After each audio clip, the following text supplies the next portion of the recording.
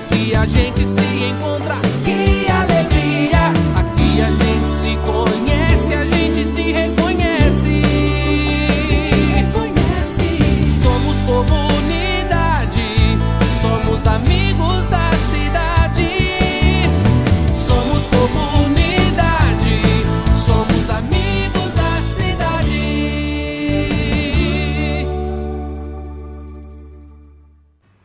Bom dia a todos os amigos da cidade. É com muita alegria que nós estamos chegando até você com o projeto, com o programa Amigos da Cidade. Nessa manhã chuvosa, né, e o estado todo do Paraná está enfrentando um tempo muito forte de chuva. A capital, nossa capital, ontem ficou transbordando de água. E as coisas acontecem assim, de um momento para o outro, né? Esse é o tempo da chuva, é o tempo da seca, e às vezes nós temos também o tempo agradável, temperatura agradável. Na vida nós temos os tempos, as estações, e às vezes vem uma tempestade na vida da gente, e nós precisamos estar preparados para enfrentá-la. Às vezes é o tempo da seca, às vezes está tudo tão tranquilo, o tempo está tão agradável, as coisas estão dando tão certo, né? E de repente dá uma mudança. Bom, seja como for e seja o que for que você está enfrentando hoje no seu tempo de vida, na sua vida, no seu dia, que você possa estar administrando bem, que o seu coração, a sua mente, a sua alma esteja tomado de fé. Fé é coragem, é a coragem sobrenatural que nós temos de dizer: eu sei que Deus está comigo e eu sei que eu vencerei esse episódio. Eu sei que eu vou ultrapassar esse momento e eu vou ter essa bênção, essa vitória, de forma que eu ainda vou me lembrar do dia de ontem ou do momento que eu estou vivendo e eu vou dizer: foi para meu crescimento que tudo isso me aconteceu. Eu precisava passar por isso. Ninguém ia passar por isso por mim, tá? E as coisas assim acontecem. Muito bem, gente, esse é o nosso projeto, o Projeto Amigos da Cidade, convidando você para fazer parte do projeto, para ser um cidadão que faz a diferença. Um cidadão que ouve, que sabe muito bem o que está ouvindo e que responde àquilo que está ouvindo, para fazer com que a sua cidadania seja uma cidadania diferente. Uma cidadania cristã tem os moldes da palavra de Deus. Uma cidadania que diz: eu sou de Deus, eu sou de Cristo, eu quero que aquilo que eu vivo de fé realmente faça a diferença, faz a diferença no todo daquilo que nós somos. Ontem eu falei sobre o profeta Isaías e hoje eu quero novamente estar nesse texto. É um texto que eu comecei a semana no domingo lá na igreja e ontem e hoje eu quero estar aqui. No versículo 5 do capítulo 6, nós temos essa palavra que o profeta Isaías diz. Ele grita dizendo: ai de mim, estou perdido, pois sou um homem de lábios impuros e vivo no meio de um povo de lábios impuros. Os meus olhos viram o Rei, o Senhor dos Exércitos.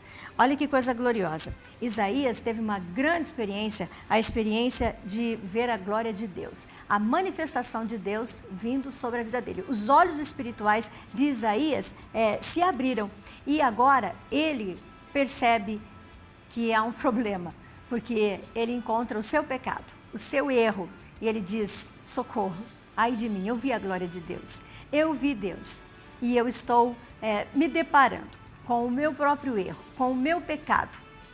E ele olha em volta e ele diz: eu habito no meio de um povo impuro, de lábios impuros, de coração endurecido.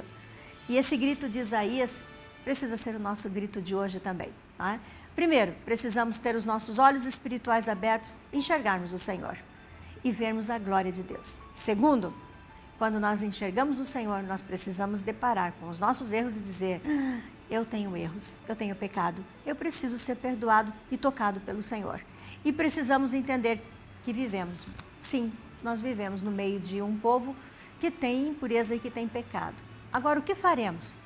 Vamos fazer o que Isaías fez. Lá adiante, Isaías diz: envia-me a mim, quando ele ouve o Senhor dizendo: a quem enviarei? Mas um pouquinho antes, Deus desce até Isaías e purifica-o. Lá em 1 João, capítulo 1, versículo 9, o apóstolo ele diz que o Senhor Jesus Cristo, ele é aquele que nos purifica de todo o pecado. O sangue dele nos purifica de todo o pecado, se esse pecado for confessado. confesse o pecado, seja purificado, porque o Senhor está vindo com o poder dele, com o sangue dele, para purificar a sua vida, sua boca, seus olhos e, enfim, através de você, mexer com aqueles que estão à sua volta. Mudar a cidade, quem sabe? Esse é o programa Amigos da Cidade, fique comigo, minha convidada já está aqui e eu tenho certeza que o assunto diz respeito a todos nós. Hoje a minha entrevistada aqui é a Carla Tatiana da Silva Pinheiro. O nosso assunto hoje, gente, é a volta às aulas. E eu trouxe a Carla por 2 propósitos e você já vai conhecer. Bom dia, Carla. Seja bem-vinda no programa Amigos da Cidade. Bom dia, pastora. É uma alegria muito grande, uma honra estar aqui. E bom dia a todos que acompanham o programa também. Bom, eu trouxe aqui, esse primeiro momento, quero conversar com você sobre a questão de volta às aulas. E você é mãe, você tem 2 filhos à espera da sua bebezinha, né? da nossa menininha que vai nascer aqui. Você tem os 2 meninos, né? E eles estão já na escola desde bem pequenos, mas agora começa o ano letivo. Ainda que o teu mais velho, que já tem 10 anos? 12 anos já, né? O Vitor já tem 12 anos. Então, ainda que ele, que já tem 12 anos, já está habituado com o ritmo escola, até acho que está na mesma escola, sempre esteve na mesma escola, ou praticamente os últimos anos na mesma escola, não sei. Qual é a expectativa da mãe quando o filho volta às aulas no começo do ano? Bom, com relação ao menor, que eu sou mãe de educação infantil e sou mãe também de uma criança que está no estado já, né, de um pré-adolescente, como eles gostam de ser chamados. Mas, enquanto mãe de educação infantil, a minha preocupação principal é realmente com a adaptação, como que ele vai reencontrar os amigos dele, como que a escola vai recepcionar ele, como que ele vai ser a parte de diversão também na escola, porque a aprendizagem ela vai acontecer se a criança tiver um vínculo afetivo ali com a escola, com os professores, e eu me preocupo muito com a questão desse vínculo. E como mãe, em relação ao Vitor, que já está no estado, que tem 12 anos, né, tem muitas mães na mesma situação que eu me preocupo muito com relação à juventude de hoje, como que o Estado está recebendo essas crianças, como que o Estado está se preparando, porque eles estão indo muito precoces para o Estado, né? Que a gente fala que a partir que o município ele atende até o 5º ano, então ele abrange ali até os 10, 11 anos de idade no máximo, né? Então, agora as crianças, depois que o município entregou para o Estado o Fundamental 2, eu acredito que nós perdemos um pouco desse controle em relação às nossas crianças, porque daí passou-se para o Estado, então houve uma quebra, uma ruptura de uma sequência, né, pedagógica. Então, lá é outro sistema. Então, nós temos escolas excelentes aqui em Campo Mourão, e nós temos pais que acompanham e pais que não acompanham. A minha preocupação hoje com o meu filho maior, que está numa escola do Estado, é sim com a aprendizagem e o preparo dele já para a vida, para o futuro, como que ele vai se portar enquanto cidadão. Então, eu me preocupo muito na formação dele como cidadão, né? Mas é claro que a aprendizagem, eu como mãe, isso até é previsto em lei, eu tenho que cobrar do meu filho, porque a lei também protege ele, né, com relação a isso, inclusive até em artigos de Código Penal. É bastante séria essa situação, né? Então, eu me preocupo bastante com a aprendizagem e com o acompanhamento que a escola está fazendo dessa aprendizagem e dos conflitos que acontecem nessa idade, que são inevitáveis, né? São hormônios, eles estão assim se descobrindo bastante. Então, nesse momento, enquanto com o pequeno eu me preocupo com a questão da socialização, com o maior eu me preocupo com a formação dele como cidadão e a aprendizagem e a preparação dele para o futuro. Esse acolhimento, Carla, né? Esse acolhimento, né? A escola é realmente recebendo, acolhendo, a criança se sentindo acolhida. Né?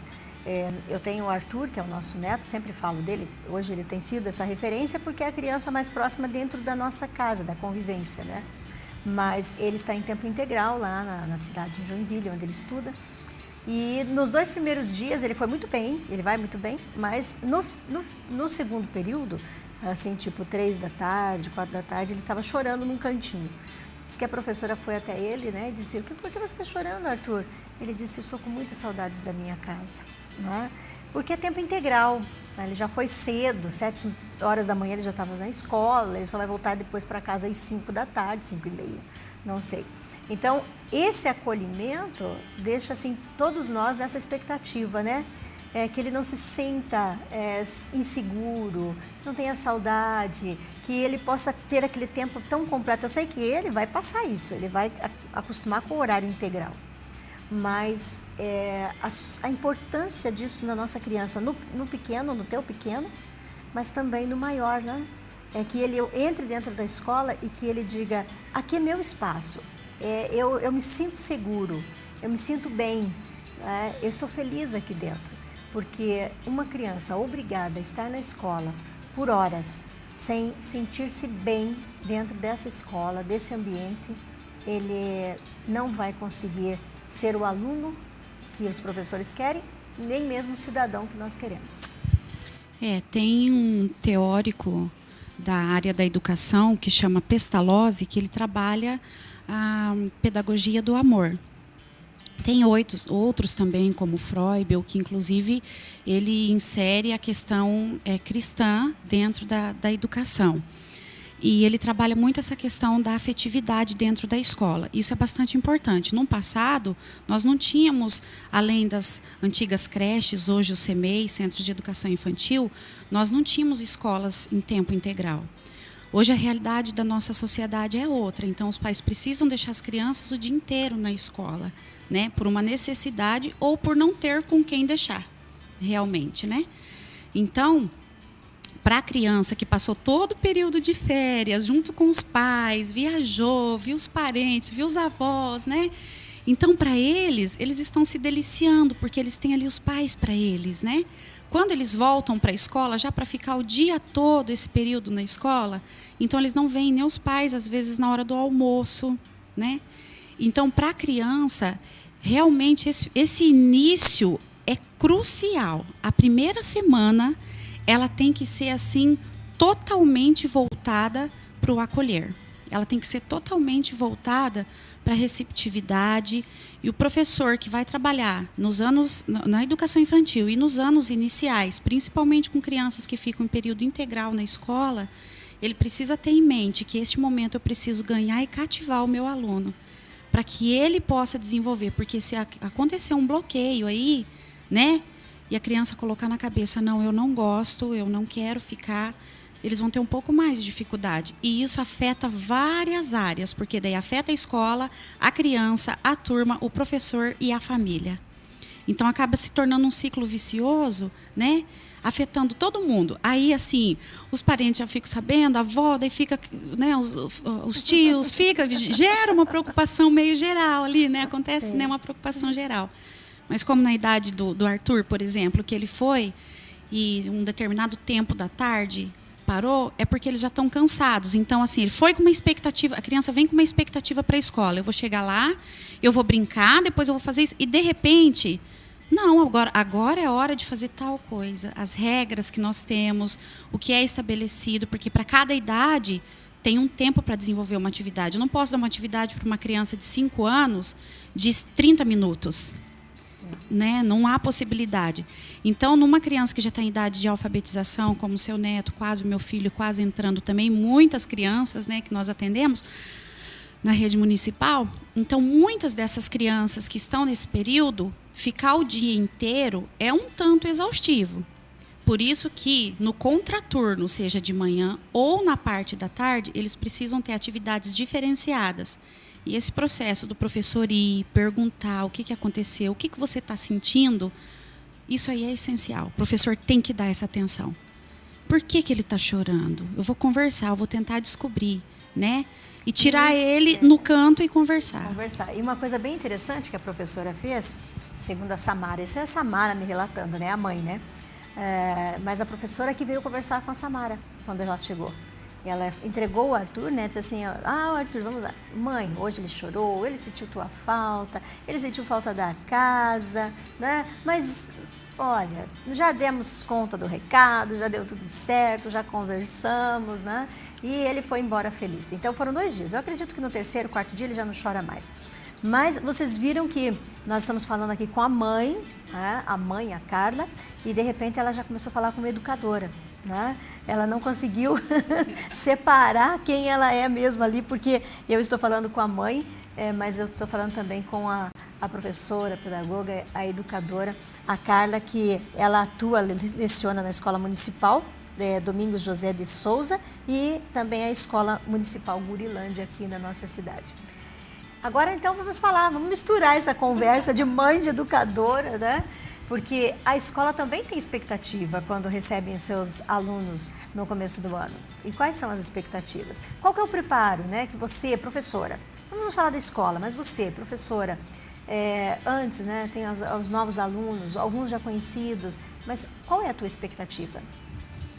É sempre muito boa no início do ano, porque muitas vezes a gente conhece o alunado, sempre tem crianças novas inseridas nas turmas, e muitas vezes a gente não conhece, porque dependendo da realidade que a gente está trabalhando, a gente pode não conhecer. De repente, trabalhei com o 3º ano passado, agora esse ano vou trabalhar com o 1º ano, então são crianças diferentes.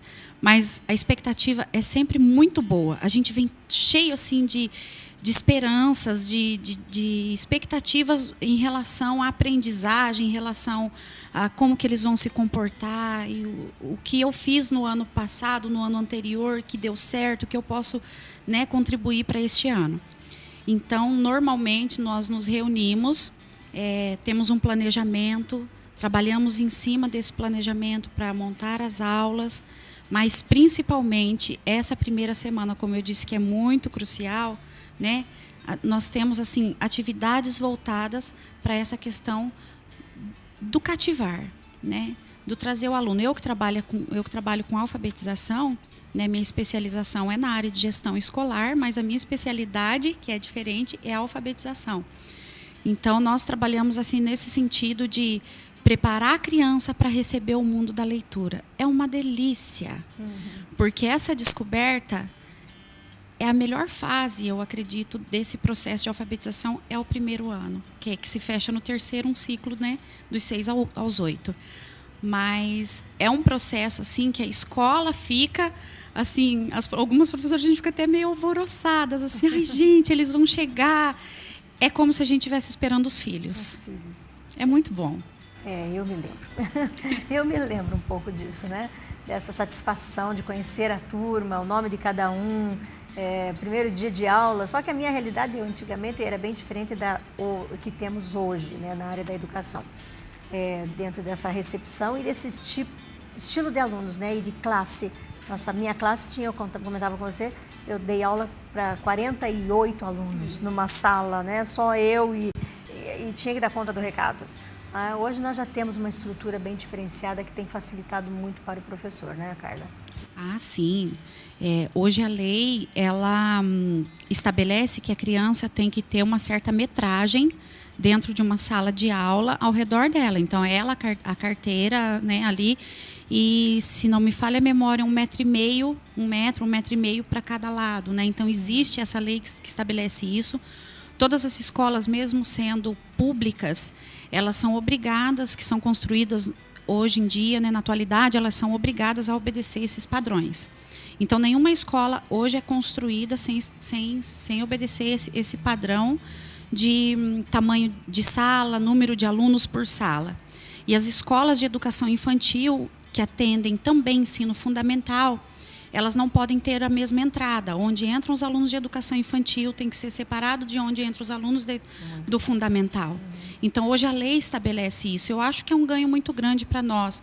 Aí eu vou falar como mãe de novo, né? Como mães que se preocupam e como professores também, porque a gente tem uma acolhida totalmente diferente. Aqui é momento de receber e começar a ensinar autonomia. Lá eles já estão mais autônomos. Então, eles já entram sozinhos, alguns alunos vêm de van, já descem da van, já se viram, e os pequenos não, né? Então, a escola, ela tem se preparado para isso, nesse sentido, banheiros adaptados, salas específicas de arte, de recreação, tudo isso tem que ter um espaço delimitado segundo a lei. Que maravilha. Você viu que o nosso tempo corre, né? Estamos aí. O Luciano já tentando me avisar que o tempo está... mas fechando isso, Carla, nós agora, eu agora sou avó, né? Eu já não tenho mais tanta ligação, eu tenho meus compromissos e responsabilidade com o Arthur, claro que sim, todos os avós têm, mas não é de linha direta, né? Os pais é que têm.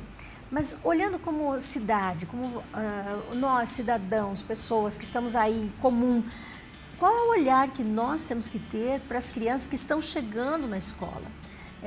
Tanto o trajeto, a travessia de rua, como o cuidado também, se tem uma criança sozinha, indo para casa. Será que nós também temos que nos preocupar com isso? Ou o problema é da família, o problema do pai, o problema do município? De jeito nenhum. Eu acho que todo cidadão, é isso que eu falo da formação do cidadão, até a gente respeitar o outro enquanto cidadão. Mas por isso que é tão importante a questão do uniforme, né? O aluno estar uniformizado, independente de ser aluno ou não, é uma criança, mas ele é reconhecido como aluno. Então, a escola tem, a cidade tem sim, o município tem sim uma responsabilidade enquanto isso. Até porque, se nós temos uma formação cidadã, a gente tem que olhar para a criança como alguém que vai estar aqui, né, na vida adulta, fazendo esse mesmo papel. Então, como que eu estou me portando diante dessa criança? Né? Então, é bastante importante a gente ensinar esses valores, né? E a escola, o município, essa questão de estar mapeado, de ter lixeiras, tudo isso é importante porque vai se estabelecendo na vida da criança a função dele enquanto cidadão. Né? Então, essa é a função do município também. E dos cidadãos, dos munícipes, eu penso que o respeito em relação à criança, tudo bem, a criança, a gente tem que ter aquele cuidado, a criança está atravessando a rua, não está no lugar certo, por que não usar do bom senso? Né? Então, eu penso que, enquanto cidade, a gente também precisa estar cuidando dessas crianças, ter esse olhar de cidadão para ele como alguém que vai estar aqui no meu lugar, né, daqui a alguns anos. Sabe que é muito interessante que eu estive na Suíça, tenho só um minuto para compartilhar isso, mas eu fiquei hospedada numa casa que a menininha tinha 5 anos e era o primeiro dia de aula dela. Então, no primeiro dia, a mãe tinha que estar conduzindo. Todas as mães, né, os pais estavam levando aquela criança, seus filhos, né? No segundo dia também. No terceiro dia, os pais já não podiam mais levar. A criança tinha que ir sozinha. Com 5 anos, gente, a criança tinha que ir sozinha. E realmente sozinha. Mas é interessante porque ela sabia muito bem o trajeto. E ela tinha um tempo X para chegar na escola, que alguém lá na escola, não era longe, era perto, mas alguém lá na escola já estava cronometrando, que se naqueles minutinhos a criança não chegasse, alguém da escola já estava telefonando. Por que que a Caroline não chegou ainda? Não é? Como aconteceu uma certa manhã. Ela foi até um pedaço e voltou correndo, chorando para casa e não foi. Né? Já bateu o telefone. E a mãe disse, ela não foi porque ela voltou, ela ficou com medo. Então, a escola disse, precisamos prepará-la, então, para voltar. Né? A preocupação que eles têm que a criança siga o caminho sozinho, ande no trajeto sozinho, para que ela não tenha esse medo e ela vá para o destino que é a escola. E a outra situação é que os pais não devem buscar de carro as crianças na escola. Tá? Porque as crianças são todas iguais, então não tem ninguém que vai buscar de carro. É a pé, guarda-chuvinha, de capa. Né? Nós aqui temos um trânsito terrível, porque todo mundo tem que buscar seu filho e aquela coisa, mas porque a organização. Às vezes, nós queremos facilitar e nós estamos piorando algumas coisas. E em determinados momentos, as coisas, quando elas são um pouquinho mais difíceis, é porque nós estamos facilitando a vida da criança lá na frente. Faz a diferença, né?